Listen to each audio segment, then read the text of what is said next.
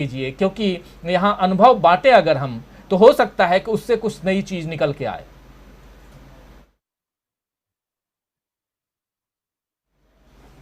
Unmute कर लीजिए, unmute कर लीजिए थोड़ा। आप जिस समाज की बात कर रहे हैं, हम लोग जब बात करते हैं राजनीति की, राजनीति गंदी हो गई, तो इस गंदी राजनीति का असर समाज पर भी आया है। ये बहुत बड़ा असर आया है। हम देख रहे हैं कि समाज में एक तरह का, जो मैंने चर्चा की कि पहले वाले दौर में जब मैंने कहा कि समाज का एक बहुत बड़ा तबका सांप्रदायिक हो चुका है, उसकी सोच सांप्रदायिक हो चुकी है। और मैं ऐसा इसलिए कह रहा हूं कि ये सोच रिफ्लेक्शन आता है सोशल मीडिया पर, जिस तरह की टिप्पणियां लोग कर रहे हैं, जिस तरह की बातें कर रहे हैं, जिस तरह के मतलब लिबर्टी ले रहे हैं, सुप्रीम कोर्ट तक की आलोचना। अभी ये ट्विटर पर वो चल रहा है, ट्रेंड चल रहा है नुपुर शर्मा के बारे में, और उसमें सुप्रीम कोर्ट को लेकर जिस तरह की बातें की जा रही है, हम लोग सोच नहीं सकते हैं। हम लोग सुप्रीम कोर्ट की खबरों को छापते हुए बहुत संवेदनशीलता के साथ उसको रखते थे कि कहीं कोई अवमानना का मामला ना हो जाए। आज ऐसी स्थिति हो गई है कि हम कुछ सोचते ही नहीं है, क्योंकि जो सत्ता है, सत्ता से कहीं ना कहीं समाज का उस तबका जो है संरक्षित महसूस करता है कि आप ऐसी बात करोगे तो आपके समर्थन में ढेर सारे लोग खड़े हो जाएंगे। आप देखिए कि नुपुर, मैं पहले भी कहा आपको कि नुपुर शर्मा को भारतीय जनता पार्टी से निकालने के बाद क्या हुआ, लोगों ने क्या उसको अपनी नजरों से गिरा दिया। एक बहुत बड़ा तबका उसके समर्थन में खड़ा हो गया। उस समय भी नुपुर शर्मा ट्रेंड कर रही थी। तो आप देखिए कि समाज कितना ज्यादा सांप्रदायिक हो चुका है। और उसी समाज का हिस्सा है पत्रकारिता, उसी समाज का हिस्सा है ये टीवी चैनल जिसकी आप चर्चा कर रहे हैं और जिसके पतन को लेकर हम बार बार बात करते हैं, जिसको गोदी मीडिया कहा जा रहा है। मैं उस सिस्टम का हिस्सा रहा हूं, लंबे समय तक चैनल में रहा हूं, काम किया है। ये जो टेलीविजन चैनल है, उसको बड़े बड़े बिजनेसमैन उसको उसके मालिक हैं, उसमें कुछ पॉलिटिशियंस भी हैं, उनके अपने राजनीतिक हित हैं, जो बिजनेस हाउसेज हैं उनके अपने बिजनेस हित हैं। और जो लोग वहां काम कर रहे हैं, उनके सामने सबसे बड़ा यक्ष प्रश्न ये है कि टेलीविजन चैनल्स का जो है न्यूज गैदरिंग कॉस्ट बहुत ज्यादा है, और उस कॉस्ट को बियर करने के लिए उनके ऊपर बहुत दबाव है, और उस दबाव के लिए वो सत्ता के शिकार हो जा रहे हैं। सत्ता ने उसको, और ऐसा शिकारी सत्ता इस वक्त है जो उसको दबाव में लेना भी चाह रहा है और उसने दबाव में ले भी लिया है। तो ये सारी गंदगी जो है वहां से आई है। मैं तो वकालत नहीं करूंगा कि मीडिया के ऊपर किसी तरह का प्रतिबंध लगे, आज भी इतनी गंदी मीडिया है फिर भी, क्योंकि कभी कभी 24 घंटे में 4 बार वो सच बोल देते हैं, मैं उसी लिए उसको माफ भी कर देता हूं कि चलो 4 घंटे तो सच बोलते हो, 4 घंटे तो लोगों की समस्याओं के बारे में बात कर रहे हो, 4 घंटे नफरत नहीं फैला रहे हो, 24 घंटे में से 4 घंटे, 20 घंटे आप नफरत फैलाते हो, 4 घंटे सच बोलते हो।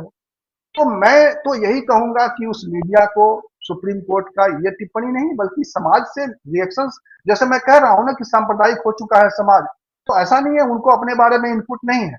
ऐसा नहीं है कि रोज चैनलों पर जो जिस तरह के एंकर्स जो जो जिस तरह की स्टैंड ले रहे हैं उनकी आलोचना नहीं हो रही है। तो मैं तो कहूंगा कि स्वतः स्फूर्त आदमी के अंदर अपनी अंतरात्मा जागना चाहिए, और लोगों को ऐसी चीजों पर जो आखिरकार हम जो भी कर रहे हैं, अगर हम समाज में विद्वेष फैलाने के लिए जरा भी हमारी हमारी कोशिश से विद्वेष फैल रहा है, तो इसका अपराध बोध हमारे अंदर होना चाहिए। हम जो कह रहे हैं उसमें हमारा क्या भाव है। हम सत्ता की आलोचना इसलिए नहीं कर रहे हैं कि हम सत्ता पर बैठना चाहते हैं, या हम किसी को और को पसंद करते हैं, या हम किसी और के बारे में कह रहे हैं कि वो दूध का धुला है। लेकिन हम सत्ता की आलोचना इसलिए करते हैं कि वो अपने पथ से भ्रष्ट हो गया है और उसको सही रास्ते पे आना चाहिए। और हम यही करते रहे हैं पत्रकार के तौर पर। हम लोग क्या करते रहे, जब भी कोई पार्टी सत्ता बदलती रहती है, जो भी सत्ता में आया उसके खिलाफ में हो गए, हम पब्लिक के साथ हो गए। तो लोगों को, और आज की पब्लिक, एक एक दुविधा और है। एक सीनियर जर्नलिस्ट है, हमारे मित्र है, चैनल में है, वो कहते हैं कि देखिए बड़ा वर्ग कौन है, बड़ा वर्ग भक्त हो चुका है। अगर हम उनकी बात नहीं करेंगे, उनके परसेप्शन से खबरें नहीं दिखाएंगे, तो हमारी बात सुनेगा कौन। ये भी एक दबाव है जिसकी हम चर्चा कर रहे हैं कि एक बड़ा वर्ग सांप्रदायिक हो चुका है।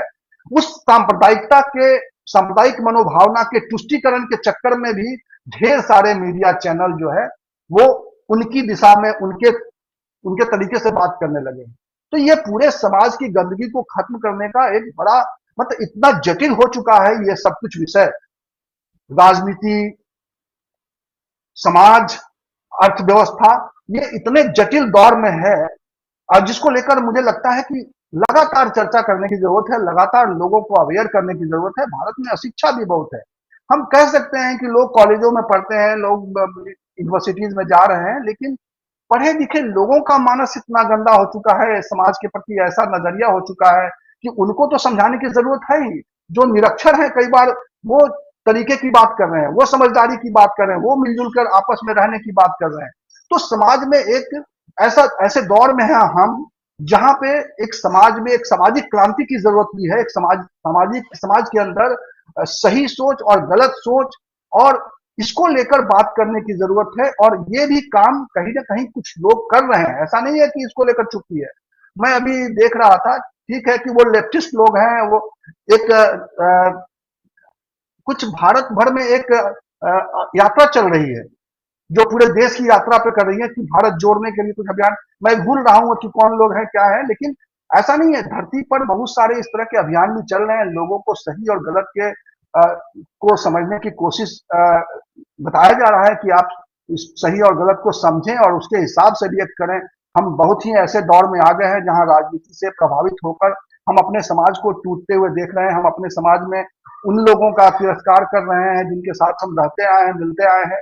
और हम अपने नजरिया में फिर से एक बार बदलाव लाने की जरूरत है, एक बार सही तरीके से सोचने की जरूरत है।